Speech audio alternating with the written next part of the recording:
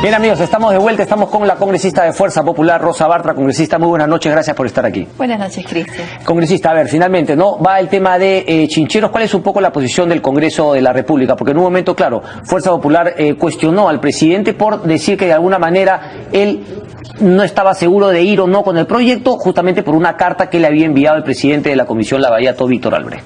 Sorprendente, ¿no? Que por primera vez de los cientos de cartas que se le envían al Poder Ejecutivo, de pronto él decida hacerle caso a una y pretender trasladar al Poder Legislativo una responsabilidad que es exclusivamente del Poder Ejecutivo. Nos preocupa, acabamos de escuchar esta entrevista y todo lo que se viene hablando sobre el tema. En realidad, esta forma de desvirtuar de manera tan lesiva, de manera además tan perjudicial lo que significa una asociación público-privada, seguir haciendo uso de las adendas, que se sabe que ha sido el mecanismo más perverso que ha usado la corrupción para favorecerse económicamente, causando grave perjuicio a la economía nacional, creo que es inaceptable.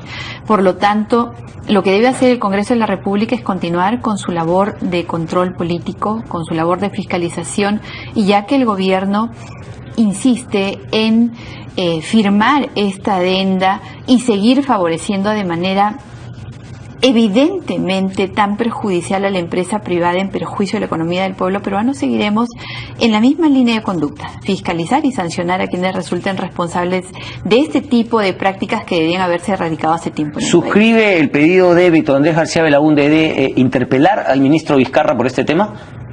Los mecanismos de control político en mi bancada se toman por acuerdo de todos. No hemos debatido aún el tema del ministro Vizcarra, pero definitivamente creo que este es un tema que amerita un control político profundo. Ok, congresista, pero independientemente del control político, otra de las funciones del Congreso es justamente legislar. ¿Por qué no sacar adelante una legislación que justamente evite lo que usted ha dicho, la exageración, el abuso del tema de las adendas, que se firmen contratos de este tipo, ¿no? Que no lleno de generalidades, que no ponen límites y que después el Estado tenga que finalmente poner el dinero? ¿No es una oportunidad de oro para un Congreso que justamente tiene Fuerza Popular a su mayoría para cambiar el sistema perverso que de alguna manera incita a la corrupción?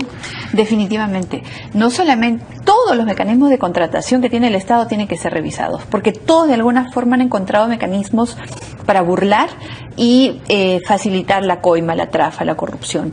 Y se ha visto con lo de Perú Compras, se ha visto la forma en la cual el SEAS está trabajando, y ahora estamos asistiendo pues a una transmisión prácticamente en vivo de lo que ha significado la corrupción a través de las APPs. Esto de las adendas, por ejemplo, es absolutamente perverso. Y creo que sí, este es el momento para que se redefina cómo deben actuar las asociaciones público-privadas. Sin embargo, lamentamos de que el primer ejemplo emblemático que se tenga en eso sea vía una adenda, ¿no? Vía ese mecanismo perverso que se ha usado para corromper. Entonces, sí, es una oportunidad de oro para el Congreso de la República, para este Congreso, de empezar a redefinir sus mecanismos de contratación. Es un compromiso entonces de Fuerza Popular. Me parece que eso sería, claro, continuar con la labor de fiscalización, pero justamente en base a legislación, teniendo la mayoría, es también una gran oportunidad, pero también, digamos, un compromiso, una responsabilidad, ¿verdad?, con la sociedad peruana. Es definitivamente así. Ok. Yo le quiero preguntar un poco más. Usted no es parte de la Comisión Lavallato, pero se han presentado, por ejemplo, ¿no?, muchas personas, y también ha sido esta disputa entre el Ministerio Público y el Congreso de la República. La presidenta del Congreso, Luz Salgado, ha dicho que deben dejar las disputas de lado y colaborar de alguna manera. ¿Usted está satisfecha con el trabajo que viene realizando el Ministerio Público al respecto? Creo que ningún peruano estaría satisfecho, ninguno que conozca, ninguno que esté analizando el trabajo del Ministerio Público podría estar satisfecho. ¿Por qué? Son un poco más de 2 años desde que ellos están a cargo de esta investigación, y en ese poco más de 2 años, ¿qué han hecho? O sea, ¿qué es lo que usted como periodista, o qué es lo que cualquiera de nuestros televidentes ha visto como resultado del trabajo del Ministerio Público? ¿La detención de Cuba? ¿Recién hace poquito? ¿A presión ya de todo lo que viene ocurriendo internacionalmente? No, definitivamente. Y la negativa que ha mostrado el fiscal Castro para ir a declarar a la Comisión Lavallato es inaceptable. Inaceptable porque constitucionalmente está determinado que al Congreso de la República, que a las comisiones investigadoras del Congreso de la República tienen que asistir todos los que sean convocados. Todos, no admite excepciones. Ok, eso es un tema, digamos, un formalismo, porque en todo caso debería ir y él podría decir, bueno, no contesto, no respondo, pero digamos... Pero por lo menos así. Por lo menos sí, ok, esa es una formalidad y finalmente la ley ampara justamente ese pedido del Congreso de la República. Es así, okay, es constitucional. Pero yo le haría la pregunta, ¿es más importante que el Ministerio Público, el fiscal Hamilton Castro, tenga informado al Congreso de la República o que tenga informado a la población peruana? Acá yo iría un poquito más allá, incluso, por lo menos que le informen al fiscal de la Nación, ¿no? El fiscal de la Nación dice que no conoce, por ejemplo, el contenido del acuerdo al cual ha llegado. ¿Qué le hace pensar eso? ¿Que nos miente? ¿Que hay, digamos, que hay un celo excesivo o que podría haber algo más? Yo quisiera creer en el Ministerio Público, pero yo creo que la confianza es algo que se tiene que ganar.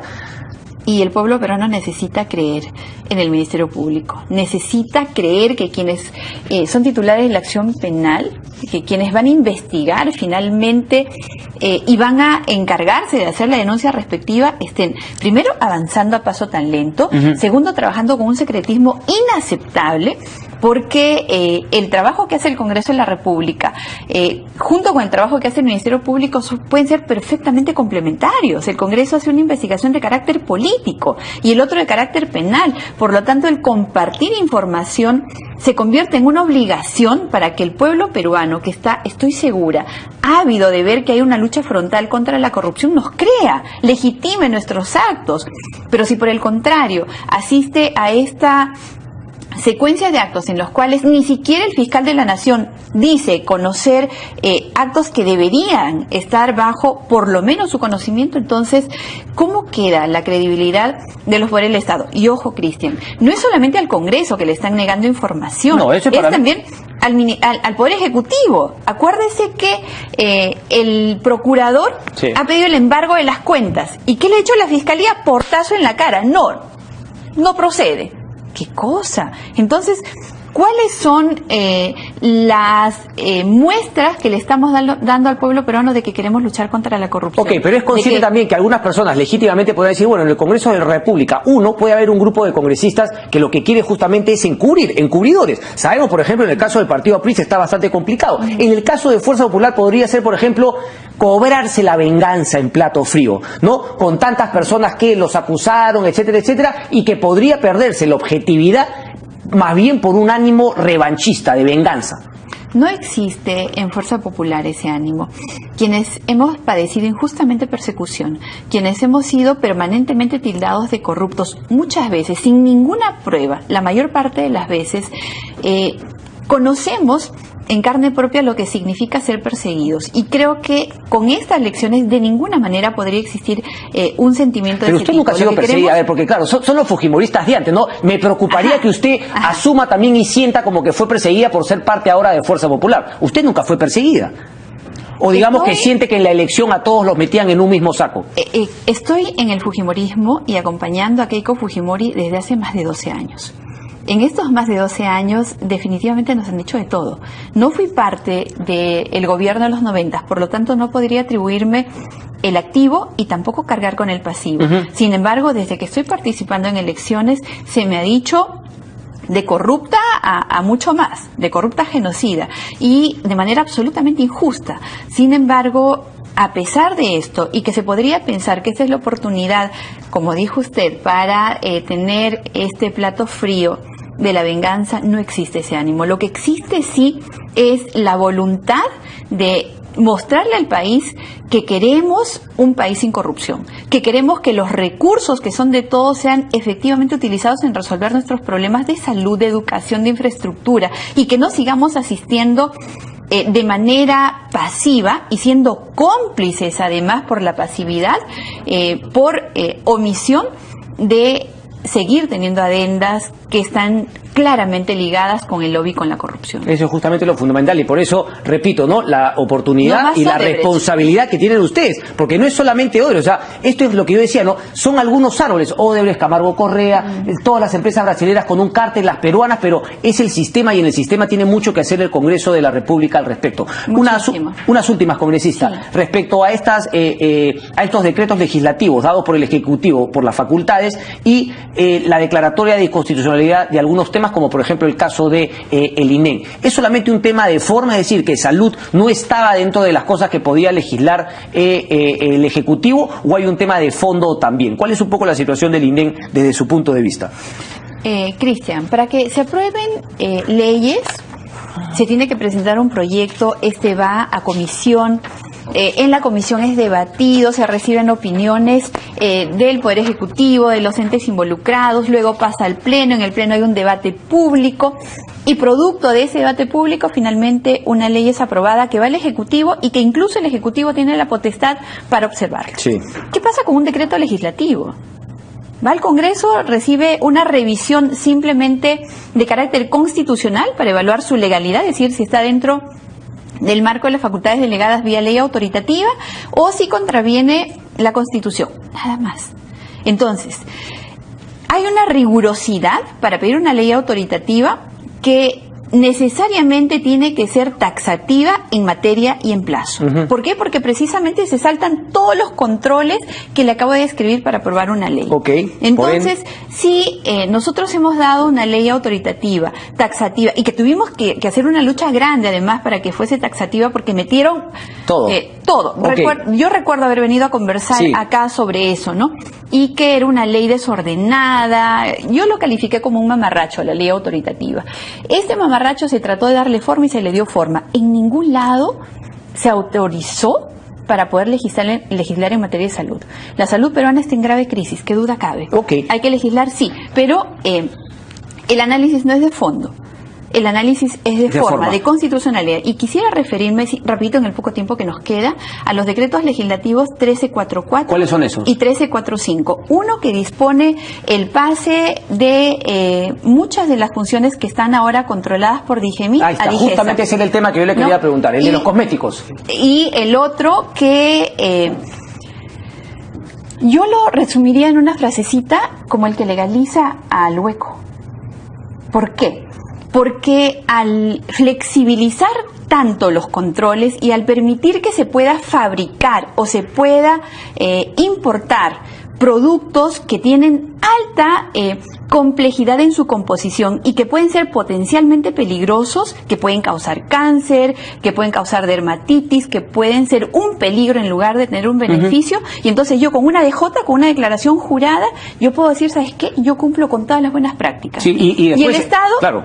No, y después dijo, no, porque finalmente si es que la cara se te quema y te vuelves acá, bueno, pues ya no vas a comprar el producto, ¿no? El mercado es el mejor. Fíjese usted, si fuese... Eso lo dijo el presidente... Si fuese así de simple, si no fuese tan peligroso, y yo soy químico farmacéutica, me debo a mi profesión, me debo a mis principios. Esto ya va más allá del análisis de fondo, de forma que tiene. Primero, han excedido las facultades delegadas para legislar. Segundo, se está priorizando el interés económico por sobre la protección que tiene el Estado obligatoriamente de la salud de quienes vivimos acá.